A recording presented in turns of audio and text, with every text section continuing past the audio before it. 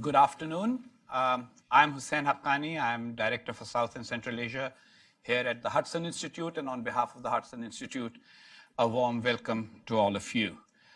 It's a pleasure today for us to host Dr. Hamdullah Mohib, the National Security Advisor of the Islamic Republic of Afghanistan. Our other guest, former Interior Minister Amrullah Saleh, could not make it to the United States because of travel difficulties, which many of us are sort of very well aware of the circumstances that result in those difficulties. But I think that Afghanistan will be well represented here by Dr. Mohib, who served as Afghanistan's ambassador to the United States not long ago.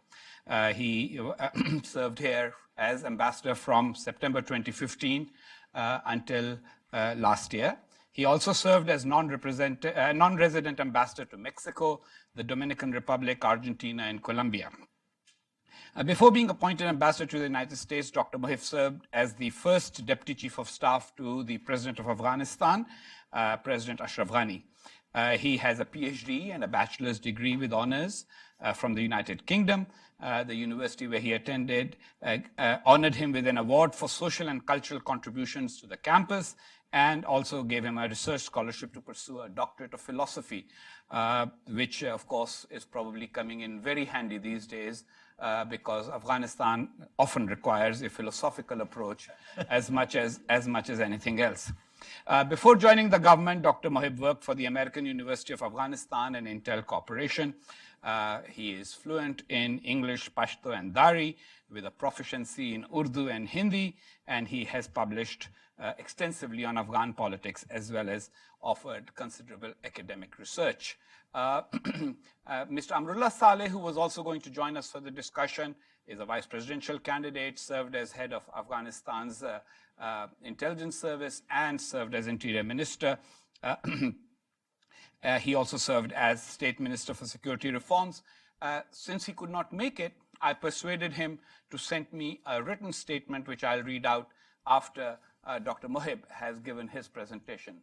So, Ambassador Mohib, please go ahead. Absentee first and have him read.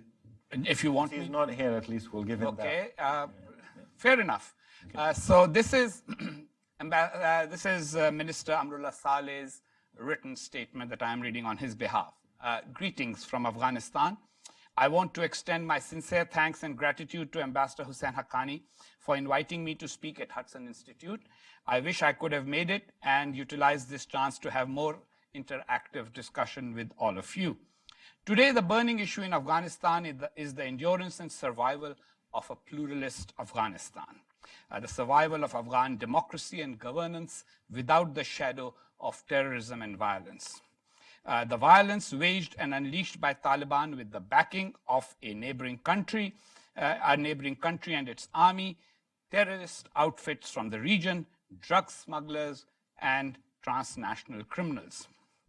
Can the issue be resolved through talks, and in what format and mechanism? President Ashraf Ghani has offered unconditional talks with the Taliban, which they have rejected to this date, partly because they find their status elevated and emboldened by direct talks with foreign allies of Afghanistan. The offer of talks to the Taliban was made on behalf of the Islamic Republic of Afghanistan, an entity built by massive Afghan and foreign sacrifices, blood and treasure in the last 18 years. The Republic is not a title, but an icon embodying the wishes and aspirations of the Afghan people, and it has come into existence through exercise of democracy. It is an inclusive system, as every other form of governance failed to unify the nation and be sufficiently accommodative. I served as Minister of Interior of Afghanistan until January, and during my short tenure there, I found out that today's Taliban are no less dangerous in their ideology and conduct than those who co-sponsored the 9/11 terror attacks. It will be naive of us collectively to say Al-Qaeda was the sophisticated guest of a naive Afghan host, and thus the Taliban were not responsible for actions of terror groups they harbored then and are harboring and supporting now. Today, the Taliban are a multi-layered and sophisticated group with dozens of foreign terrorist groups and global violent jihadis supporting them. We understand that the United States has initiated direct talks with the Taliban, and Ambassador Khalilzad tweeted after 16 days of secret talks in Doha that he has reached an agreement with the Taliban on a draft agreement. Did the Taliban also represent global terrorism in the talks? We don't know. In our view, there is no substitute and alternative to direct talks between the Islamic Republic of Afghanistan and the Taliban. Every other format for talks may lead to misconceptions, misperceptions, and unnecessary elevation of the Taliban, while they are reluctant to show any concession and flexibility on fundamental matters such as human rights, verifiable delinking process with drug networks and international terrorists, denunciation of terrorism and terrorists, not only those who target Western countries, but also those who target other regional states, and acknowledging the pluralist fabric of the Afghan society. We understand and appreciate the rhetoric behind direct US Taliban talks, but such efforts without direct participation of the Afghan state will not only be counterproductive, but also be in violation of United Nations Security Council resolutions. It is also a violation of the Strategic Partnership Agreement and bilateral security agreement that the Islamic Republic of Afghanistan has signed with the United States of America. I am sure the United States delegation will connect with the Afghan presidential palace to provide the necessary briefing and clarifications. We look forward to an end of ambiguity and confusion. The people of Afghanistan have paid and continue to pay a high human and material price in the fight against terrorism.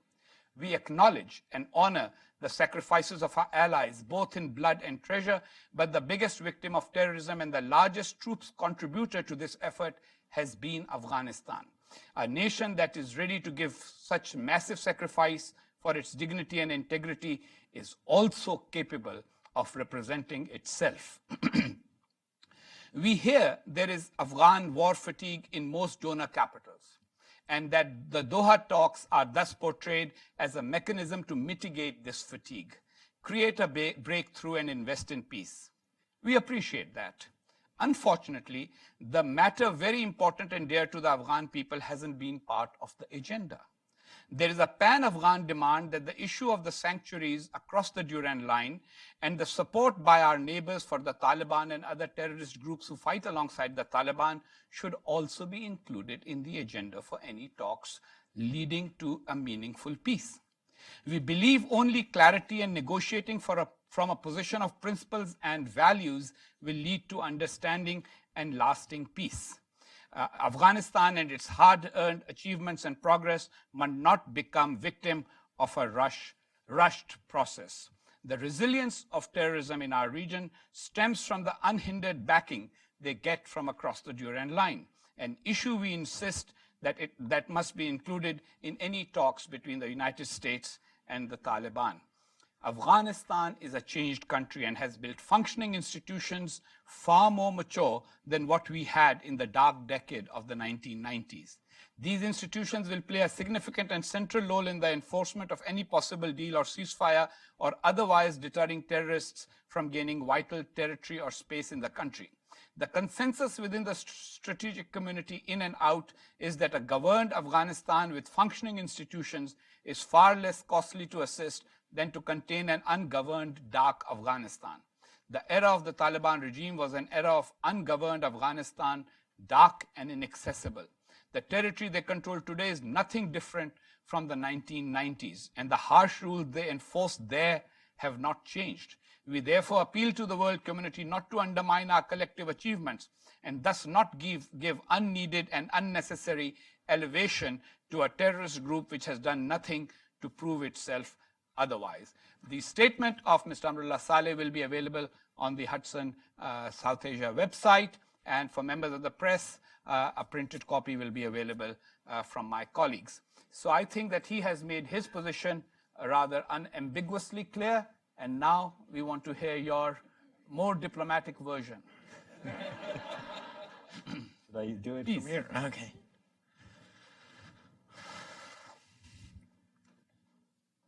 Ambassador Haqqani, Ambassador Roy Romani here, and I see a friend, Ambassador Farhad from Tajikistan here, and many friends.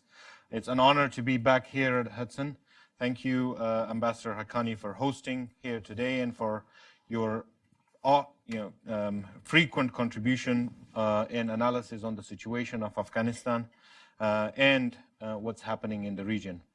I'm sorry that my friend Abdullah Saleh could not be here. As you hear from his speech, quite an eloquent and a strong voice for Afghanistan that has also been a good friend of the United States. Ambassador Haqqani, I've known you for a long time, so I can forgive you for almost calling Afghanistan Pakistan.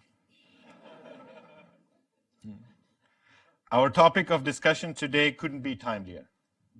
We are fighting a brutal, multi-layered war while simultaneously talking peace, building a self-reliant state, preparing for the presidential elections, all amid dealing with shifting regional and international uncertainty. So, what's the future of Afghanistan look like? It is a serious question for all of us, particularly as we approach peace. It's not only a concern that defines the future of Afghanistan, but also the future of our relationship with the United States, our foundational partner. Let me first speak about a little bit about what Afghanistan brings to this partnership, lay out some policy lines of the Afghan government, what we expect of our partner, and then say a few words about peace before opening up for a discussion. It's no secret that today's Afghanistan is a changed country. We no longer pose a security threat to the world, and by relentlessly pursuing a reform agenda geared towards self-reliance over the past 5 years, we are gradually becoming less of a financial burden. Afghanistan has also undergone a social transformation over the past 18 years. We firmly believe in our constitution and democratic institutions. We see our future in the global community of democratic nations. We have become a leader in regional connectivity and hope to see this new regional platform utilized for stability and security. Our brave national defense and security forces are fighting not only for our sovereignty, but we are on the front lines of global war on terror, for which we have sacrificed dearly to keep at bay. We are a strategic partner for our allies in the international community, foremost the United States. We, Afghans and Americans, have come this far through great sacrifice, for which we as a nation will forever be grateful.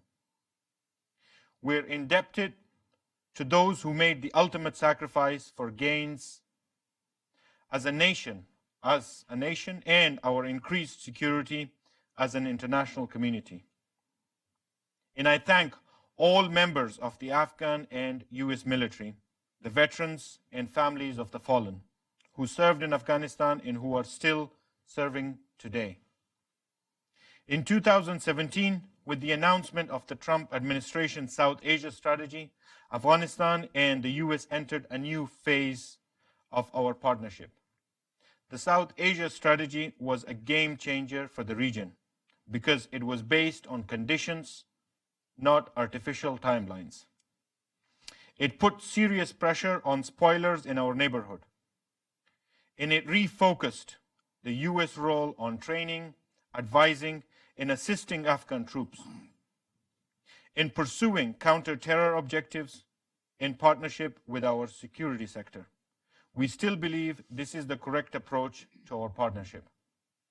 I would argue that this is no longer America's war in Afghanistan. Afghans are fighting their own war. The support provided by the United States is reciprocated in our coordinated and in our cooperation on shared counterterrorism and intelligence objectives. We are making staggering sacrifices in human life to defend not only our country, but also to hold at bay those forces which threaten global security. This is how we understand the partnership, and there are many reasons why we believe the partnership remains critical. Our part of the world is still a hotbed of global threats, with over a dozen terrorist groups active in the region. We believe global terrorism is a global problem and that requires long-term global response. And Afghanistan is providing its location as a base in the region from which to counter this threat and its soldiers to fight this threat. As NATO Secretary General Jens Stoltenberg said last year, the cost of leaving is far greater than the cost of staying. But it's not a fixed partnership. It's open to review and should be reviewed as contexts change. The Afghan government has indeed been preparing for possible changes to the partnership. Our security forces are defending our nation on their own, and we have been working hard over the past 5 years to gradually absorb more financial responsibility for our armed forces and overall operating costs of our state. There are mechanisms within our agreement, the BSA and the U.S. Afghanistan Compact, that allow us to discuss and reconfigure our assistance.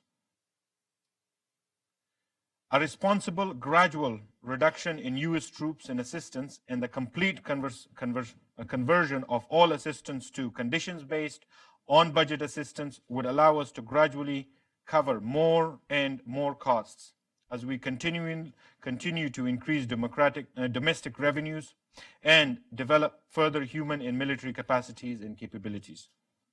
To that end, in January, President Ashraf Ghani sent a letter to President Donald Trump requesting that we engage in a coordinated effort to reevaluate our partnership.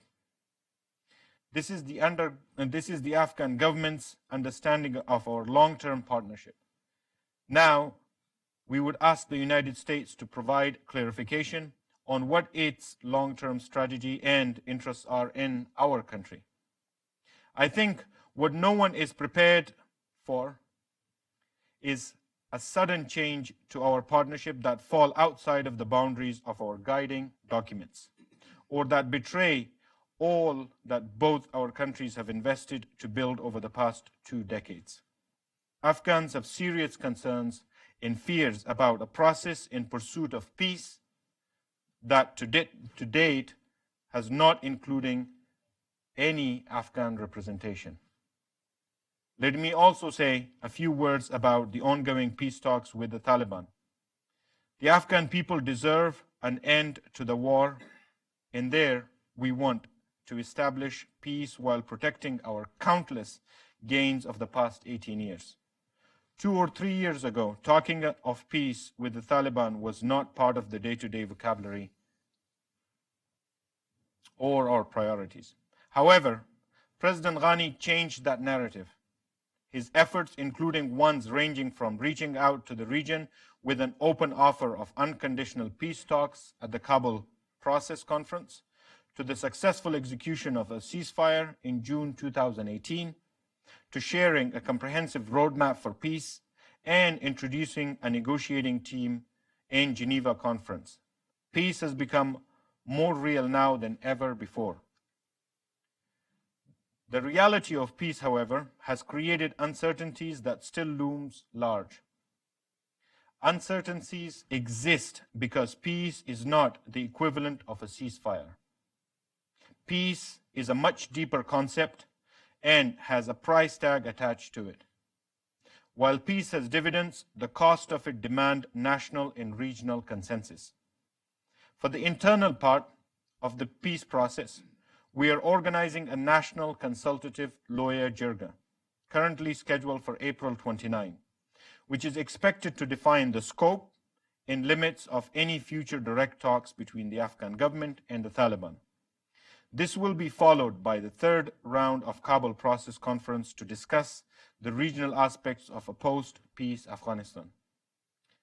The Afghan government has demonstrated our will for peace in action and it is up to the Taliban now to show courage to engage in a broader and comprehensive face-to-face engagement with us. Let me also caution that peace in Afghanistan will not emerge out of any backdoor deal between the Taliban and any entity that is not the Afghan government. The Afghan government is the only legitimately elected representative of the Afghan people, and there is no substitute for that.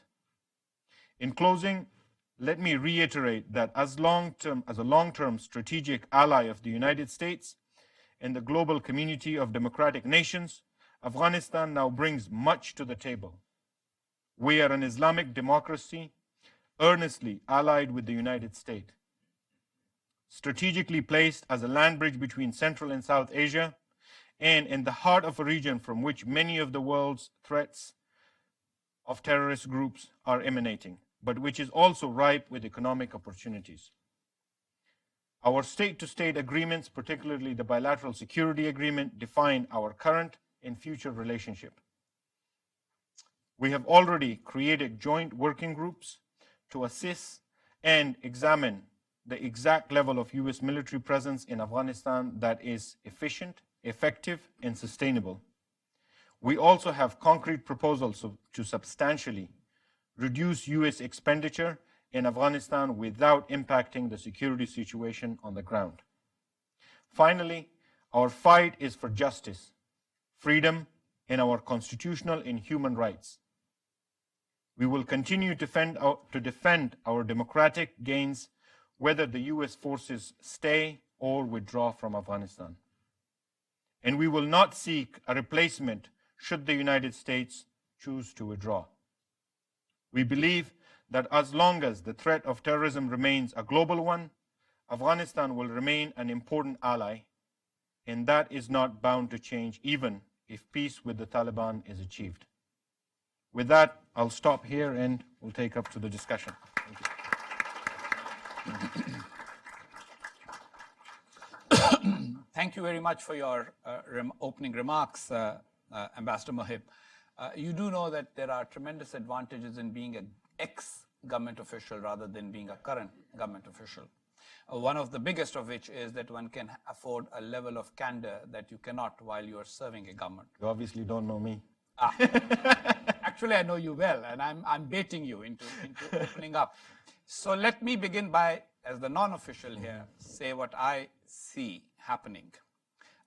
Quite clearly, some people are confusing peace with American withdrawal. Just like the Soviets at the end of the sort of Geneva Accords way back in the late 1980s, they were so eager to get out that the Geneva Accords basically did not lay the foundations of peace for Afghanistan. In fact, if anything, they laid the foundation for the further destruction of Afghanistan.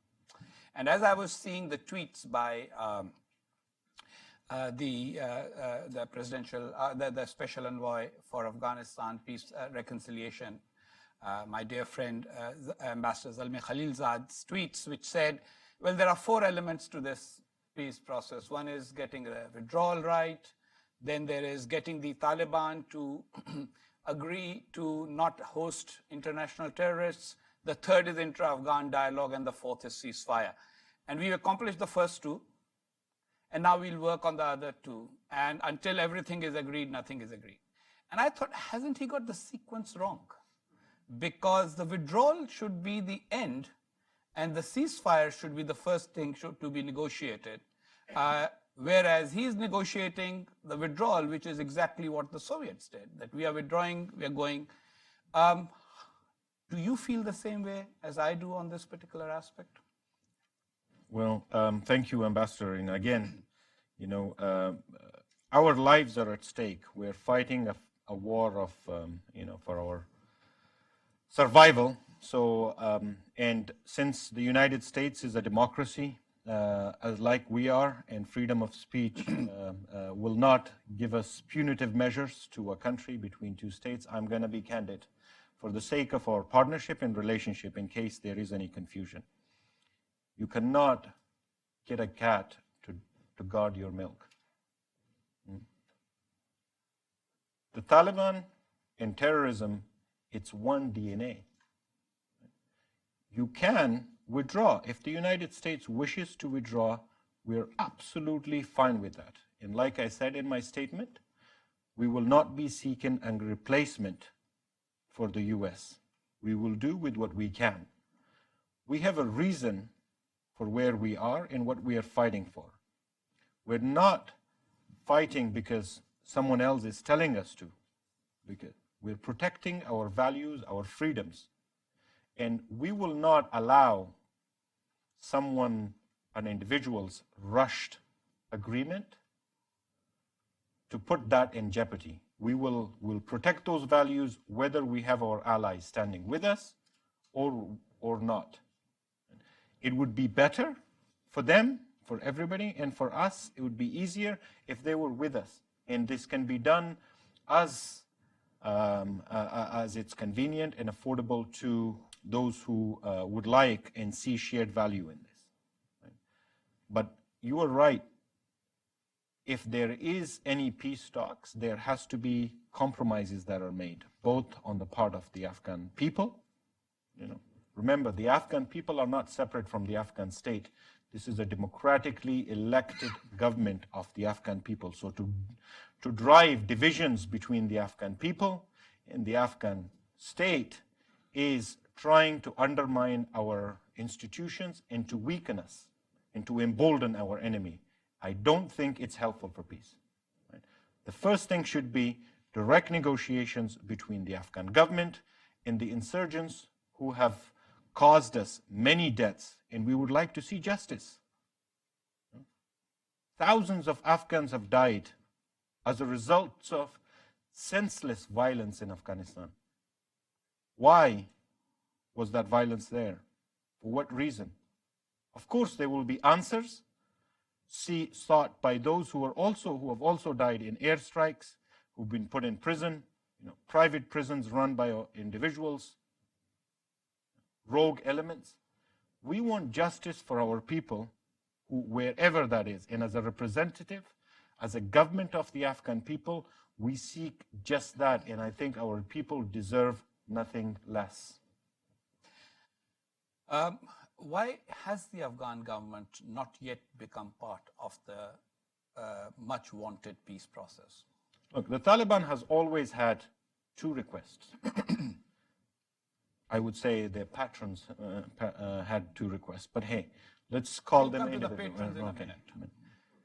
Their request was they want to negotiate directly with the U.S. government because they said that the U.S. is the one that took them out of power, and they want to negotiate with them to settle their score. One. Second was the total withdrawal of the U.S. troops. Their position has not changed.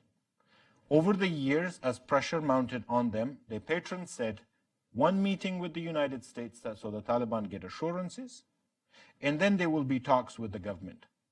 Unfortunately, through wrong and perhaps hurried negotiations, everything was put on the table in the first instance. There is no reason for the Taliban to want to do anything more than that, and they keep getting more and more milk. Why would they want to choose another option? And like you said, the sequence was absolutely wrong. As a partner in this, we haven't had enough consultation on how this should be handled. The sequences must have been right. For us, peace is important. If the issue was to reduce costs, one doesn't need to go to the Taliban to reduce costs of the engagement in Afghanistan. If the issue was withdrawal, once again, you don't need to go to the Taliban to request that. Those provisions are within the Afghan, in the bilateral security agreement. So the exercise that has been taken without due consultation with the proper representatives of the Afghan people has been futile. And I think we've got to correct the course and pursue real reconciliation, because there are elements that are reconcilable, and we must pursue those reconciliation. But we must not forget where the threat actually emanates from, and will reconciliation end that threat? So it has to be comprehensive, it has to be thoughtful, and it has to be substantive. Well, I mean, there are a lot of people who keep citing, and I've been a particular critic of this argument because I think that military missions should be, or the success of military missions should be judged not on the basis of how long they've been kept going through somebody's mistake or somebody else's, but in terms of what has been accomplished, in terms of what the mission originally was. But in this town, at least, there's just too many people who go around saying, oh gosh, 17 years, 17 years, 17 years, that's a long time, that's a long time, that's a long time. Well, from the Afghan people's point of view, you've been at war for almost 40 years. Because 1917, it starts with the arrival of the Soviets in Afghanistan.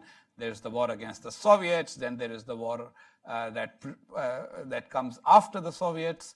And in all of that, of course, there is you mentioned the patrons of the Taliban. Since I'm in a particularly, shall we say, delicate position talking about the patrons of the Taliban, I will actually bounce the ball back to you. How far are the patrons of the Taliban cooperating? Because all indications from Ambassador Khalilzad seem to be that they have facilitated my being able to talk to people who for 30 years they said weren't in Pakistan or weren't in the patron place, and they have been great accommodators and facilitators. President Ghani started the process of talking to the leaders of Pakistan's military directly, the patrons military directly. And why did that track not succeed, and where do things stand there in terms of direct communication between Kabul and the capital of your neighboring country where I once lived? I don't know if I can keep that code, but I'll try to see. No, you don't have to. There are codes you have to keep, and there are codes I have to keep. You know. Well, here is a dilemma. Peace and the discussions are with the Taliban, who supposedly are an Afghan insurgency, and as a result of that, there will be peace, in our country. We don't know what went on in those discussions, not to the details. The patrons, foreign minister tweets and says there was progress in Doha. Right? Were they there? What is the relationship of the Taliban with Pakistan? I have to say, spell it out. What is the relationship? Has anybody asked, and what does it mean? Where will it end? What will be the end of that relationship? Will peace in Afghanistan mean Pakistan no longer using proxies for their political objectives and terrorists? Will the UN raise that question of what is the policy on non-state actors? Everybody paid attention to one jet falling, when there was the tension between conventional war between Pakistan and India. But every day we are dying. Every day there are terrorists coming our way. Every day we are capturing explosives in the tons. You cannot buy 20 tons of explosives in a supermarket and tell us that that's how the procurement happened. That these are done by orangutan students who managed to arrange all of that. These attacks and the sophistication of it is obviously a state behind. There is no question about any of that. And until we resolve that, what peace are we talking about? Imagine these discussions were successful. What would be Pakistan's objectives? What would be, for the Pakistani military, what would be the incentives for them? The incentive for them is they've just defeated the United States in all of its coalition partners. Why wouldn't it bring havoc on India? With the same elements, with the same non-state actors, and nobody will lift a finger. Right? Why wouldn't it destabilize Central Asia? Why wouldn't it destabilize anywhere else, including Europe? Why wouldn't it? it has the incentive to continue to sponsor and support its policy, of Islamic extremists. That is the best weapon they have, and they will continue to use it at the cost of all Muslims. We as Muslims, as I said, as an Islamic Republic, first of all, deem it a responsibility to stand against this, against the use of our religion for a country's political objectives, one. The other is, this is where the buck stops. If we don't hold Pakistan responsible for the use of their non-state actors and terrorists here, you will not be able to hold them back anywhere else. So, I mean, that will get us, and I'm sure that there will be questions from the audience, including people who will point out to you that Pakistan totally denies having had anything to do with terrorism in the region and is actually a victim of circumstances for the last 30 years. Somehow these people end up... Somehow they manage to, when they cannot find the terrorists when we need them, when people need them. But when they want to, the chief of the ISI will fly them in his private plane to Abu Dhabi. And then there is no issue whatsoever. So what happened to the discussions that you were having bilaterally with Pakistan, which I believe that President Ashraf Ghani invested a lot of political capital at the beginning of his term and his tenure as president, and put a lot of faith in it, and came under criticism from some of his opponents in Afghanistan that he's putting too much faith. Why did that process not work out? And why do you think that there is a tendency on the part of anybody who just wants a deal, irrespective of whether it's a good deal or a bad deal, just a deal, that they are willing to sort of totally ignore the happenings of the last 30 years? Well, Ambassador, you've written books about all of this, and you know our frustration and the frustration of everyone else, what the state policies are. But let's come to a deal. There are good deals and there are bad deals. If the deal is to withdraw, again, we'll put it out there, there is an easier deal. You don't need to negotiate with terrorists to get that deal. Right? If it's to reduce the costs, there are three buckets of costs the United States has in Afghanistan. There is the cost of its own military operations and its own military there. There is the cost of what it spends on joint counterterrorism operations, and then there is the cost of the TAA, which is the Train, Advise, and Assist operation, which funds the Afghan security forces and provides support for it. Right? The bulk of that, arguably comes around to around $45 billion. It can be cut to about 6 plus whatever the United States want to spend money on. Right? The TAA, 5 billion to 6 billion. 45 to 6 plus whatever the US would like to maintain. So the 2 billion that is spent on counterterrorism, the 4 billion plus the other, the NATO makes up to pay for the Afghan security forces. And there is, of course, some assistance that the US pays in terms of technical capabilities. If we can keep that, I think that's a pretty sweet deal.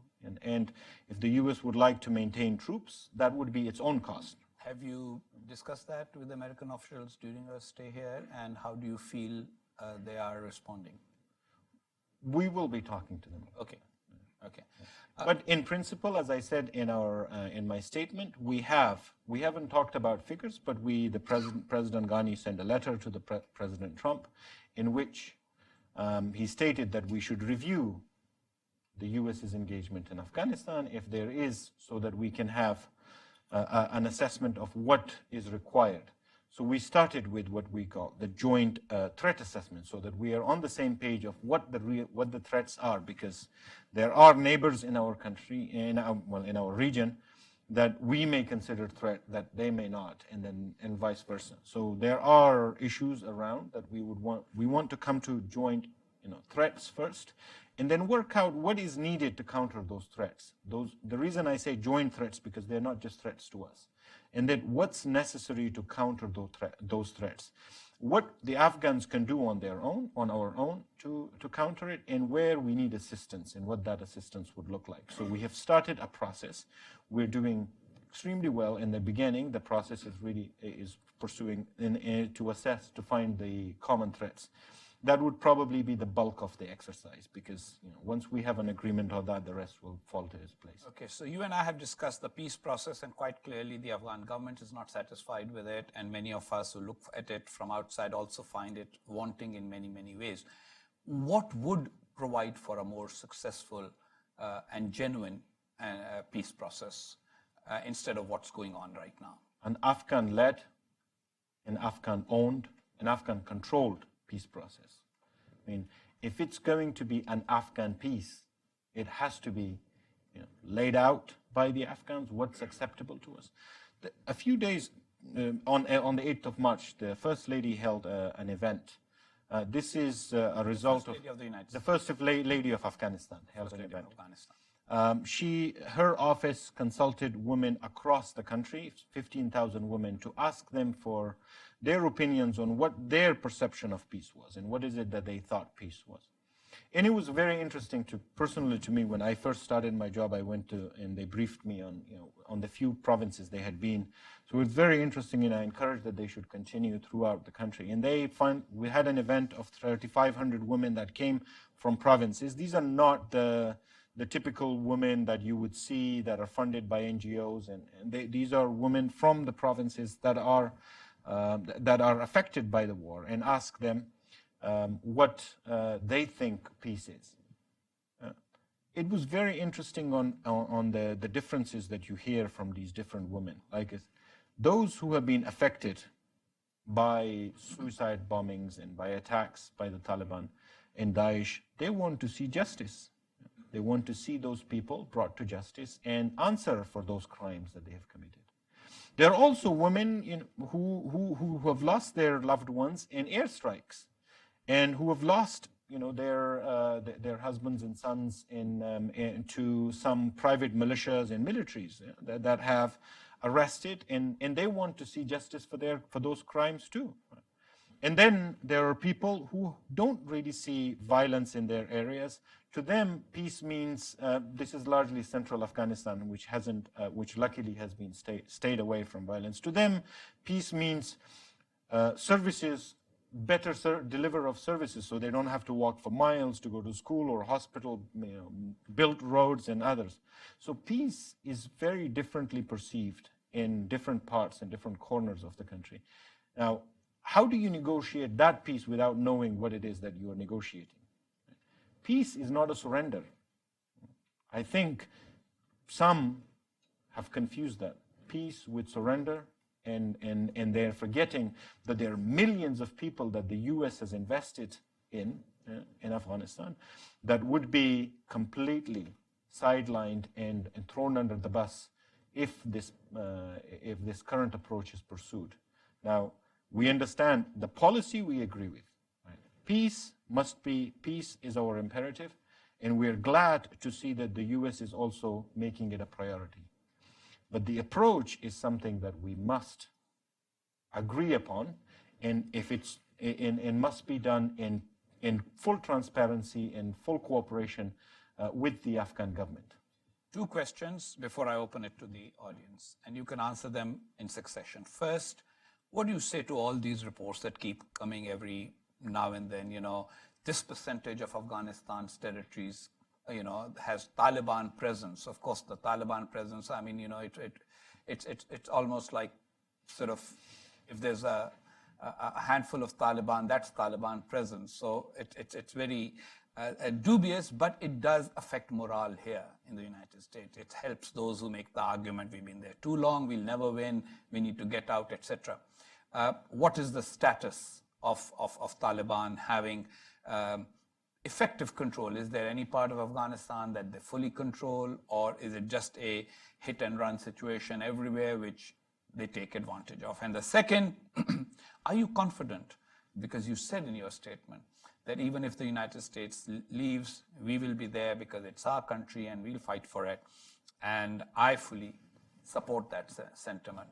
But how confident are you that that is going to be the effective reality if the United States makes an arbitrary decision at some point to just withdraw?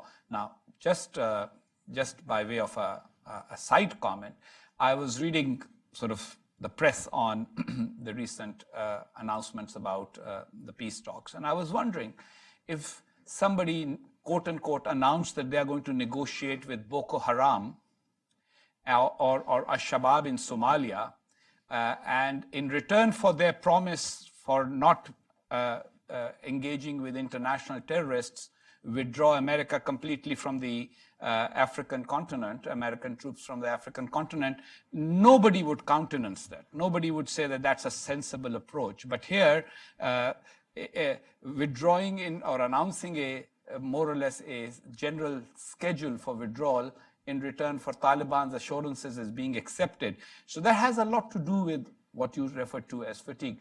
But how confident do you feel that the Afghan National Army will be able to hold on and Afghanistan's government and state will prevail after the Americans leave? And to what extent is the battle situation as bad as some people paint it here, or much better than that? Yeah. First of all, I think it's important to understand what is the definition of Taliban.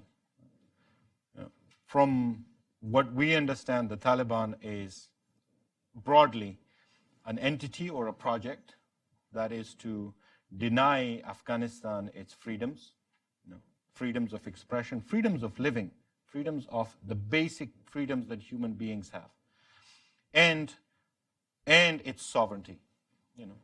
By that definition, there is Taliban presence here. I see them. I wouldn't point to them right now, but I see Taliban here right now. So Hudson Institute has presence. If we are talking about... You mean this event has presence? This event has not on a concern. I can assure you I can recognize Taliban too, and there is no permanent presence on a... It's the hit and run. They come to an event and they leave. But go ahead. As for Taliban control of areas, we have a serious issue with the methodology of how that is worked. It's true that there are some districts in Afghanistan where we don't have full control. We don't provide services in those districts. They had fallen to the Taliban long ago. We had worked out that militarily maintaining or keeping them was not of strategic value because... And where are they located? Mostly along the border with the Patron or other places? Some on the border with the Patron, on the Durand line. But there are others scattered around, and these are scarcely populated, of no strategic importance or value, but extremely difficult to keep military in their presence. So yes, there are that. But then there are areas that are threatened by terrorists. Right? They're threatened by them. Those people are still under Afghan control and are still provided for by the government. We maintain the hospitals there, we maintain the clinics and the schools in those areas. All of the services from road building, all of that is done by the Afghan government. There are even community councils that look and vote on what projects should be. But then there are people who can threaten those areas, threaten the security of it. One man with a gun can definitely threaten 40 people in a village. That is not control. That is threaten. They do threaten areas, and we would want to get to a point where that threat is eliminated. And we're working on, currently as we speak, we have made significant reforms in our military institutions to ensure that we address the threat the way it is, as counterterrorism, not as conventional warfare. There was also issues with how we fought the war, but that's not the topic of our discussion here. And so I think we have that to deal with. The other is, can we defend ourselves? Yes. Would it be difficult? It would be extremely challenging. We will have it hard. But there is will in the Afghan people to do so. We have been trying to increase our women participation in the ANSF. With a lot of effort, we only managed to get 2,500 people so far. 2,500 women. 2,500 women. Right? And we want to get thousands, right? 25,000 or the number.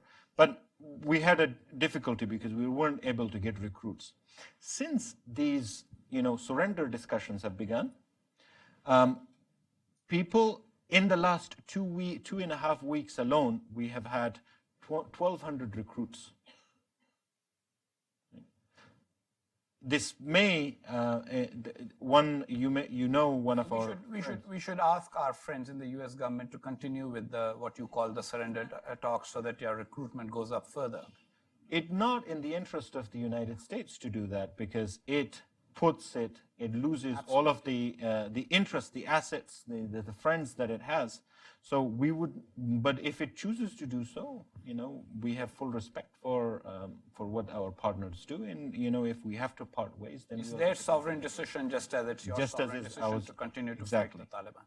So we are prepared to protect our country, protect our values and our freedoms. We will not surrender to the neighbor who would like to push the Durand line further to what their ambition was in the past to Hindu Kush, and now is to Amu Darya.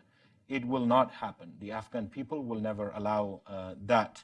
We would be, of course, in a better position if we have the support of our partners, who will also significantly benefit from continuing to maintain that. Thank you very much, Ambassador Mohib, and good hand to Afghanistan's National Security Advisor, Dr. Hamdullah Mohib. Now, we are open for questions. I will start identifying people, and then somebody will bring a mic to you. So the first, right at the back. Yes. No. The gentleman there. Yeah. Thank you very much.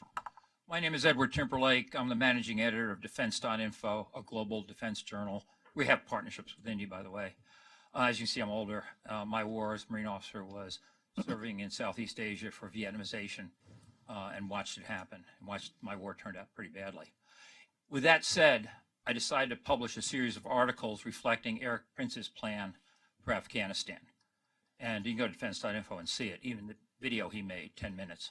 Do you have any comments on what Eric Prince is proposing? And if so, please, candor. Eric Prince's proposal. One of the first things I did as a national security advisor was to make Eric Prince persona non grata in Afghanistan. We will not allow anyone to turn our miseries and our sufferings into their private business. We partner with the United States because they respect our values and our freedoms, and there are rules and procedures of engagement. We will not allow people to come and turn our country into business for killing. Right here in the front.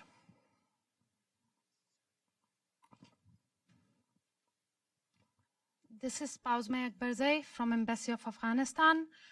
My question may take a bit longer, since it's on behalf of every since it's on behalf of every single woman surrendering their rights and liberties back to fundamentalists and the implementers of strict Sharia law, the Taliban, and anything that comes in the process of peace negotiations. So I would request for a longer period of time, so that Maybe we can discuss the question of the future of women in Afghanistan separately at a different time. I have to raise this Just question. frame a question and please do it. Like, if we talk about the post-2001 Afghanistan, women, the marginalized and the most exploited section of society, those who suffered the scourge of war since decades, and those who were assigned some specific rights and liberties by the international community and the United States, which were completely alien to the Afghan establishment.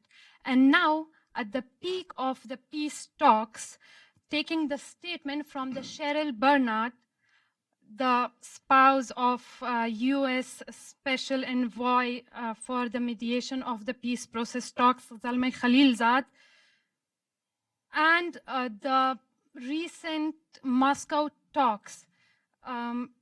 Taking all these two into account, here I raise my question that how would the government of Afghanistan ensure the best possible representation of women in these talks?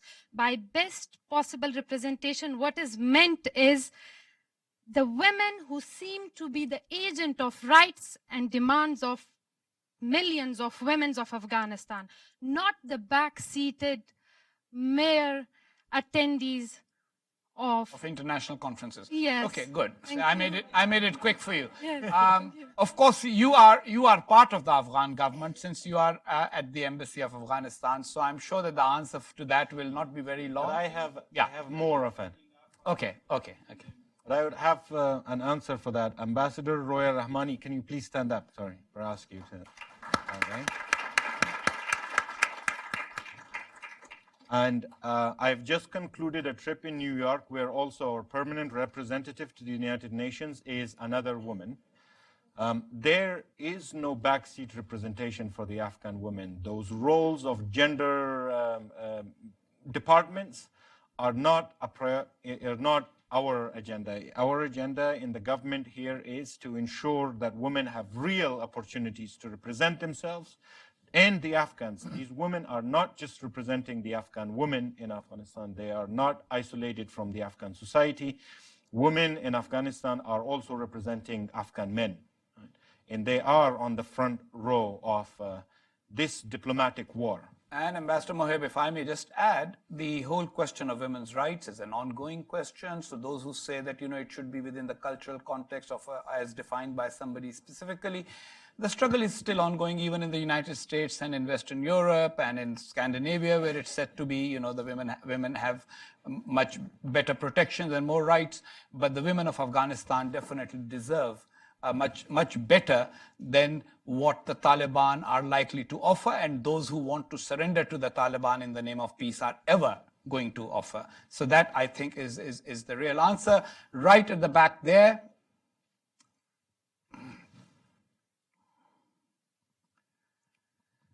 Thank you, Ambassador Mohib, Ambassador Haqqani. Welcome back to Washington, D.C.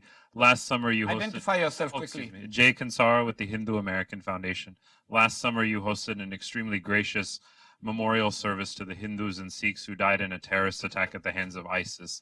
In this peace process, and in that ceremony, you said that Hindus and Sikhs are the original inhabitants of this land.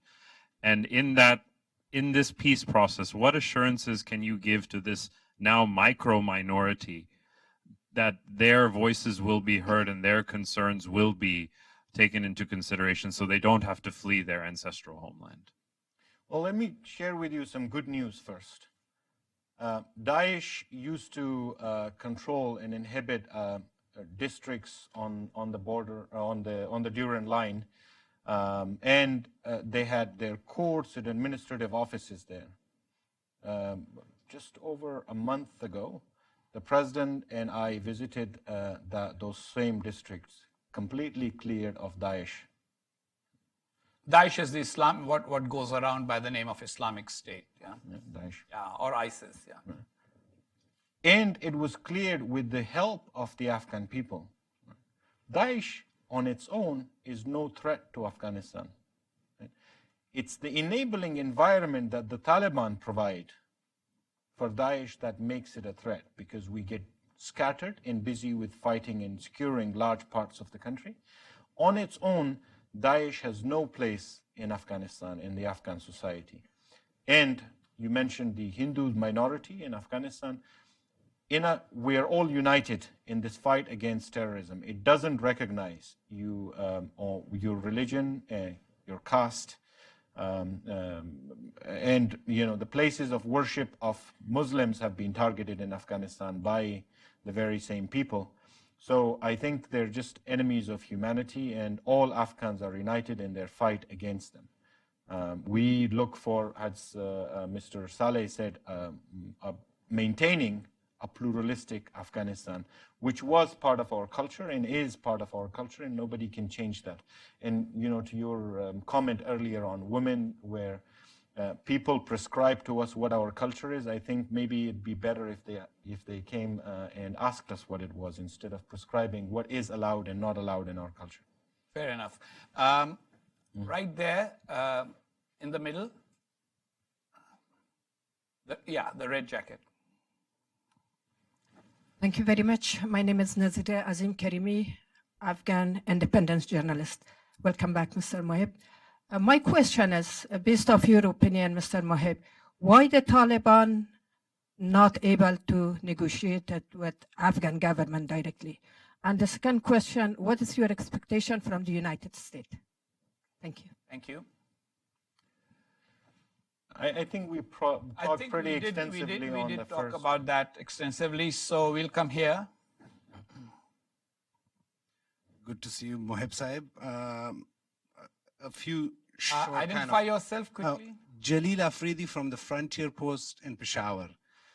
So first of all, it's good to see you, Ambassador. To be honest with you, when I came to this event, I was thinking that there's going to be some positive and happy news that you're going to give us. I'm very surprised by the picture that you have portrayed. So my questions are... One question, not questions. No, just a small question. So Ambassador Khalilzad is saying that the talks are going positive. You are saying that the patrons are not playing any good role. So can you explain it to me what exactly is going on, especially keeping in view that the elections are coming and there are reports that suggest that because President Ghani does not see a very good future for himself anymore, is that one of the reasons why Khalilzad has a total different opinion than what you have said over here? Thank you. And on a lighter note, by the way, the Taliban are mostly Pashtuns, and in this room, I only see you and me being Pashtuns here. So I hope none of us are Taliban. Actually, quite a few more Pashtuns are here. Yes. First of all, Never assume. terrorism has no ethnicity. Pashtuns in Afghanistan have a very passionate and compassionate lives, and people, those who know them and have studied them, would understand that these people, despite living in rugged terrain, have been extremely kind and are known for their hospitality and kindness. I would not equate a group that murders civilians in cold blood, conduct terrorist activities across the country, and blows up schools and mosques. These are not acts of Pashtuns or Afghans or any other ethnicity. So let's not ethnicize this, for one. The second part is there is good news. Right? I am the good news. Right? Afghanistan has its own voice. Our patrons, I think are the correct pronunciations, of the Taliban no longer have to speak for us. What better news is that than for a country that has been isolated for 200 years and for the past 4 decades has been continuously and brutally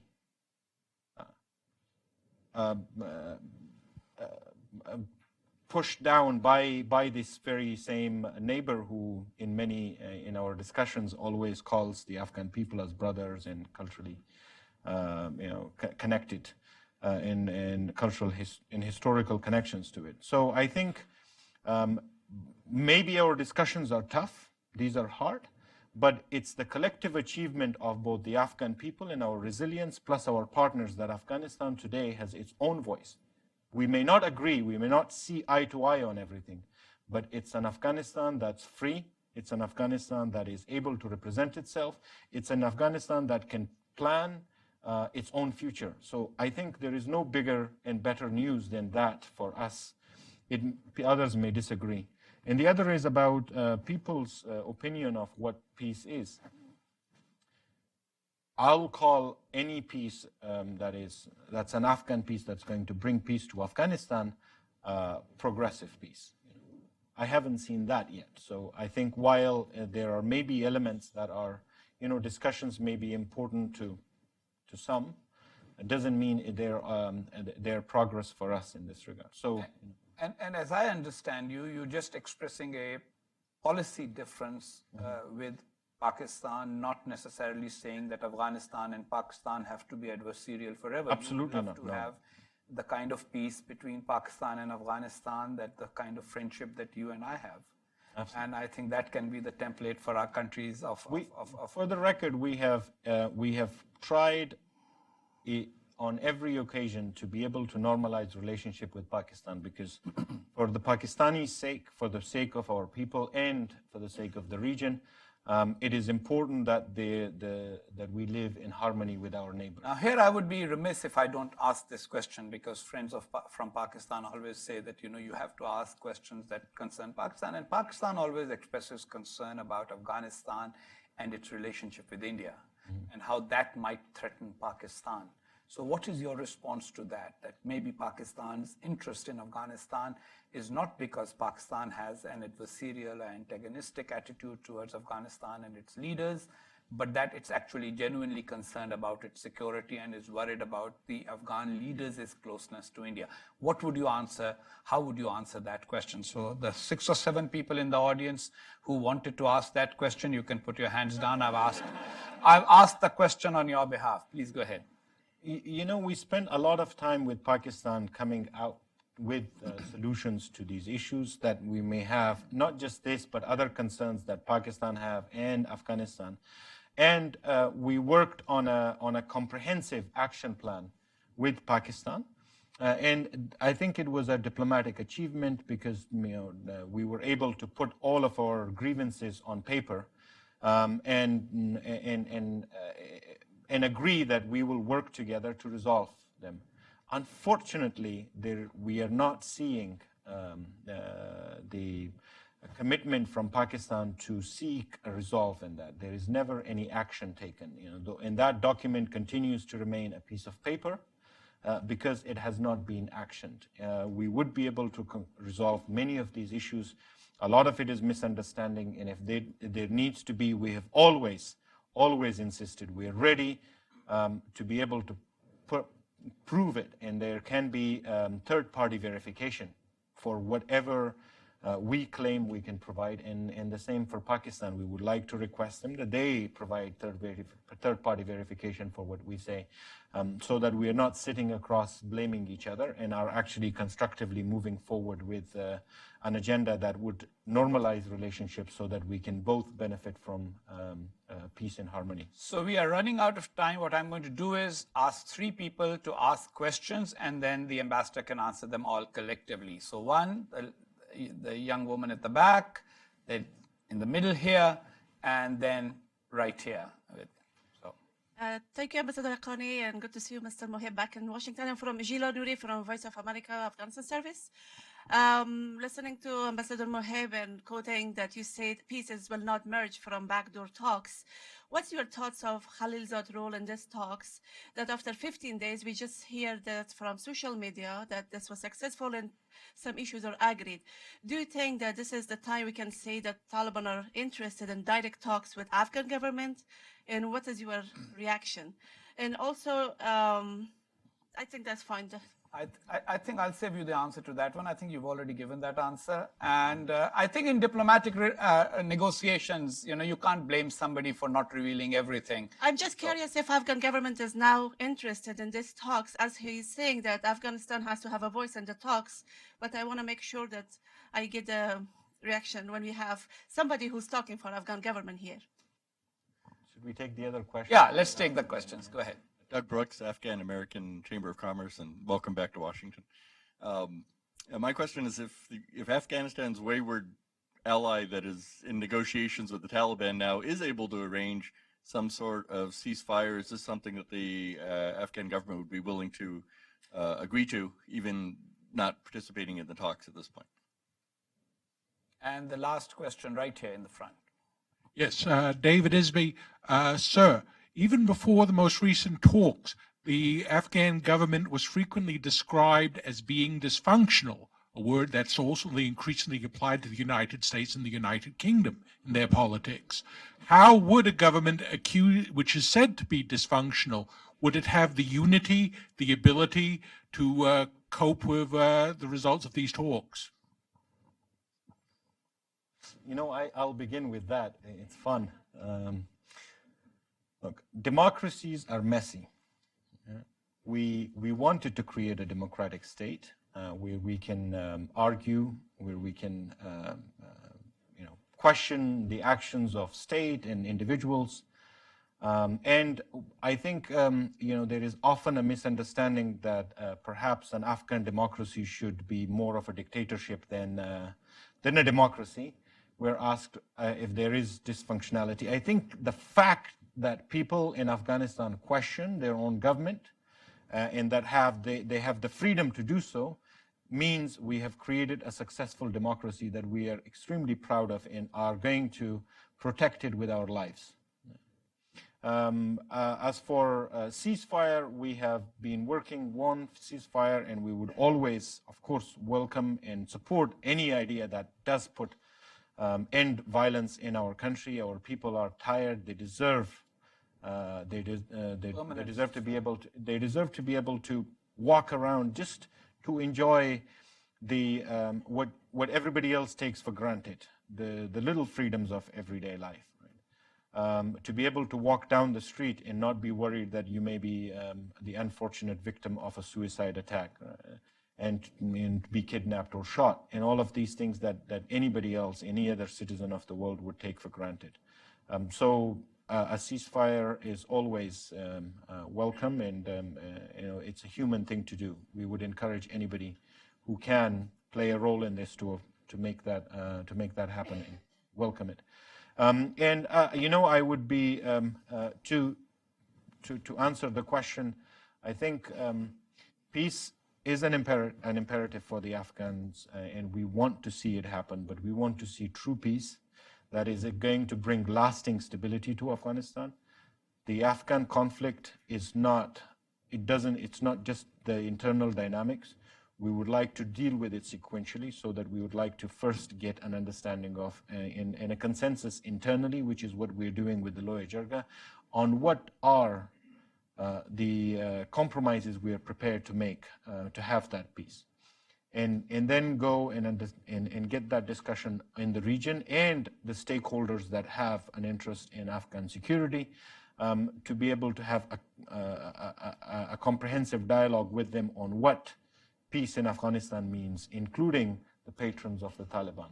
They of course spend a lot of money and effort into bringing instability for a purpose, and we would like to be able to have honest and comprehensive discussions with that, so that we create a state that lives in harmony internally, peacefully with itself, but also with the region.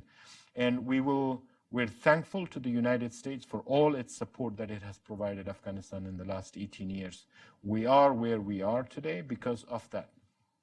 And I think millions of Afghans have suffered and have benefited from those opportunities. We have constructed roads and universities and schools, all of that as a result of the investment that the United States has made.